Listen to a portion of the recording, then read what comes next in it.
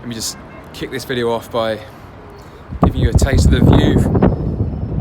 Okay, it hasn't blown wind like that for the last 5 minutes I've been standing here, but you know, I have a rule: when I start a video, if it goes beyond 10 seconds, that's it, I carry on. Oh dear. Might have to take this one inside. View from my balcony back to me. If you're familiar with me and my videos, you'll know that I like to keep the recording quite simple. I tend to whip out my iPhone and just start rolling with it. And I like that because it's kind of what I'm about. You know, it's not necessarily about cultivating our environment, trying to make it perfect, get everything lined up, as much as it's about training ourselves to be comfortable in any and all situations. And it kind of ties into what I wanted to talk about today with Jungian coaching. I thought I would just give a bit of an intro video into what Jungian coaching is, and what better place to start doing that than to answer the question of who was Carl Jung. Now, Carl Jung was a Swiss psychologist who died in the 60s, and I forget the exact year, but he was born in, I think, 1875 and died in the 60s sometime. A Swiss psychologist. And I think he was, in my opinion, the most groundbreaking psychologist who ever lived. And the reason I think that is because, perhaps above anyone else, he combined what I would see as two very unique and powerful characteristics in his work. The first was that he was someone who was intent on, in some ways, trying to find the theory of everything. I don't mean, you know, in physics or in any other science, but to him, the theory of everything was really a theory of mind. And so, whilst a lot of psychologists who did incredibly groundbreaking work were nonetheless concerned with making advances in psychology and in their particular area of psychology, and in terms of what was merely efficacious, I say merely, to those people and those types, that was kind of their way of navigating and understanding reality. But because of Carl Jung's particular psychological makeup, he was very interested in going higher and higher and higher and finding the most holistic view possible that encompassed every data point he encountered in his entire life, with nothing left unaccounted for. And because he was someone who was very interested in exploration generally, he ended up encountering a lot of different experiences in his life. He interfaced not just with some of the other groundbreaking psychologists like Freud, who was his mentor for so long, but he traveled the world. He spent a great deal of time in Africa. He learned about Taoism, he learned about Buddhism, the Upanishads, Hinduism, and he had to encompass all of that knowledge and data into his model, as opposed to an alternate method which might have just said, oh, well, you know, that stuff's interesting, those people have their own model, but this is my model. No, Jung was far more interested in understanding the truth that underpinned all of these models. And so that was the first way in which I feel that Carl was very unique. The second way is that I perceive him as having been extremely dogged, determined and hardworking, and just prolific in his content creation. Content creation, though, in those days, largely consisting of the written word and lectures. But nonetheless, Jung was an avid content creator. Like, he really had something to prove, like he really had something to get to. He was a man on a mission. And that may well have related to many of his own aspects of conditioning in growing up, pressure from his father most likely, but nonetheless, he had work to do, and he really delivered on that. So those two characteristics being quite unusual to find together. So that's a potted overview of Jung and why I think he was so special. But in terms of what he coined and I don't want to say discovered about the psyche, but in terms of the theories he came up with, he was the originator of many, many ideas that had not come before. And I want to keep this video short for now, so I'll touch on one of the primary ones, which is the idea of the collective unconscious.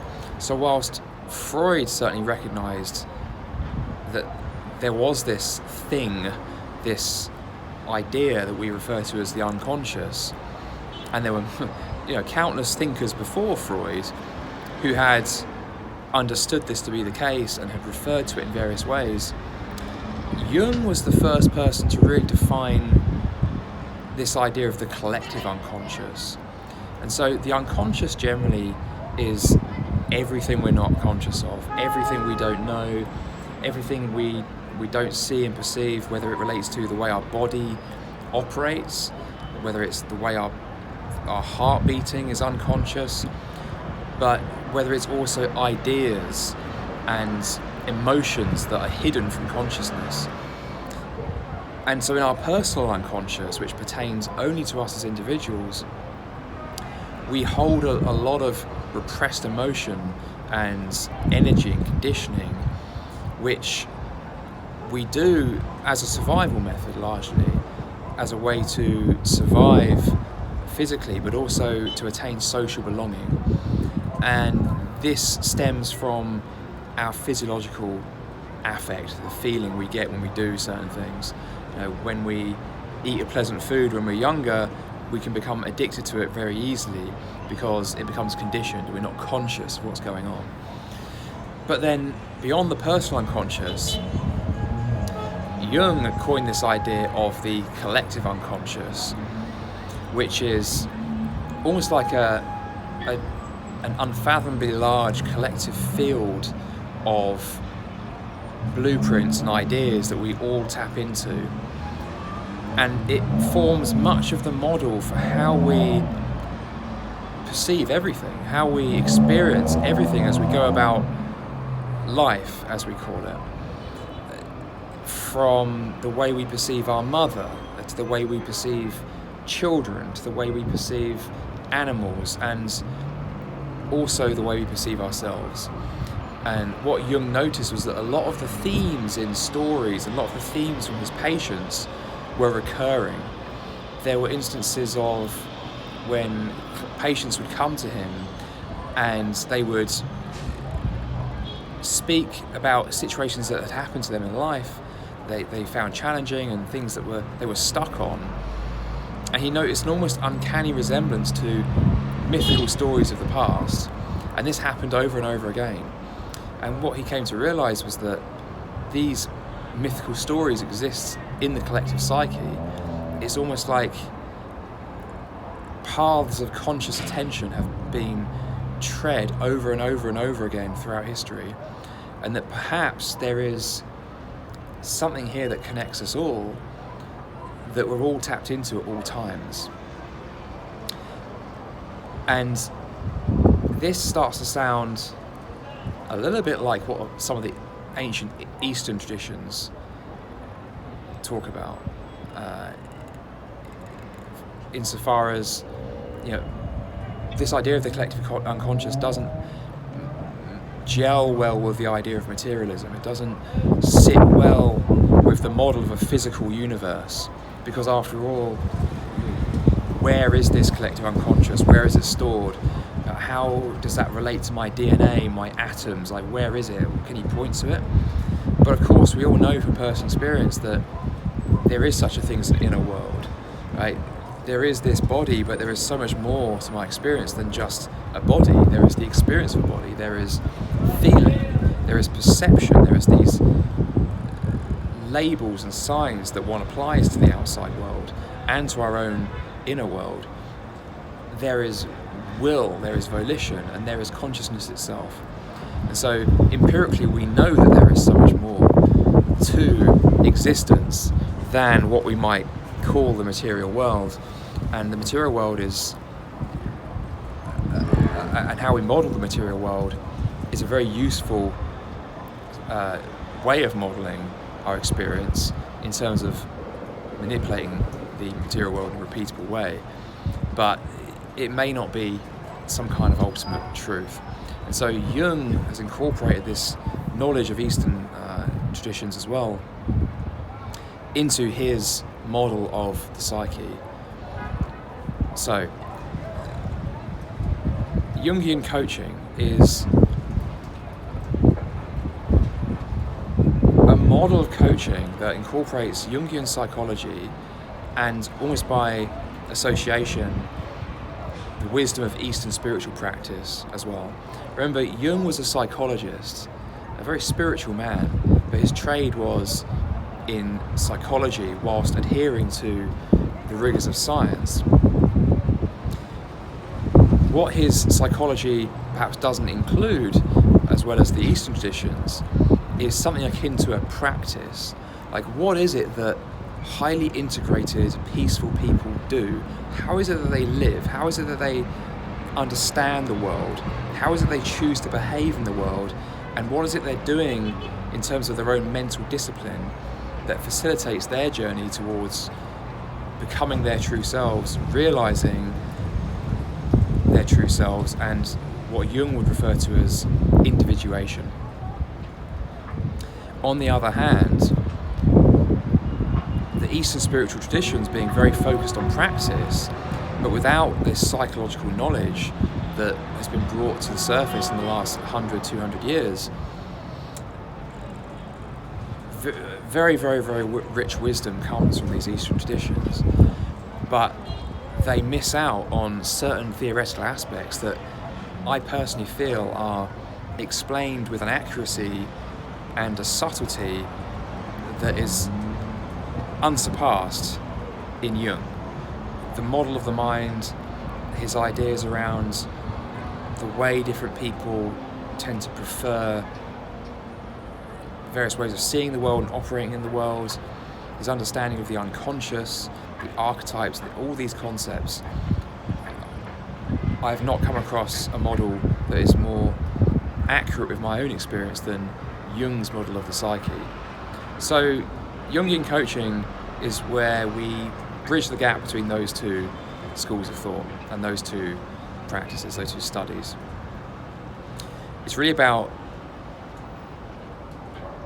giving the individual the tools to explore their own unconscious, because what personal development really consists of in the end is making the unconscious conscious.